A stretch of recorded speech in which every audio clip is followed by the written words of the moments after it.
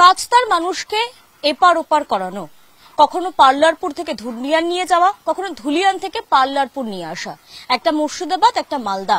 কিন্তু তিনিও জানতেন না যে সেদিন রাতে যেদিন হিংসার ঘটনা ঘটলো ধুলিয়ান জুড়ে, সেই সময় কতগুলো মানুষকে তিনি বাঁচাতে পারবেন।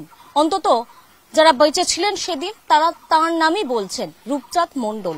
আমরা সেই রূপচাঁদ মণ্ডলের বাড়িতে রয়েছি এবং সৌভাগ্যবশত পার্লারপুর হাই স্কুলের পাশে অর্থাৎ ক্যাম্পের পাশেই তাঁর বাড়ি।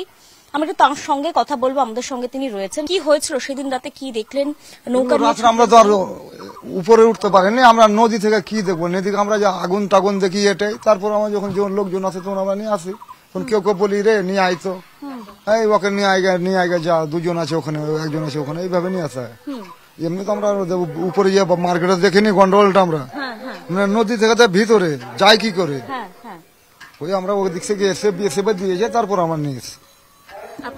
আপনি ওখানে গিয়ে কি দেখলেন? কতজন মোটামুটি ওই ঘাটে দাঁড়িয়ে রয়েছে, ধুলিয়ান ঘাটে দাঁড়িয়ে রয়েছে? আমরা স্কুলে এখানে এনে প্রেজেন্ট করে 360টা প্রেজেন্ট করেছিলাম স্কুলে। কতবার পারাপার করলেন ওই নৌকা নিয়ে? কতদূর বলতে পারবো না, ওই দিনের বেলা কতটুকু আসলে কতটুকু কি হয়েছে অতটুকু বলা।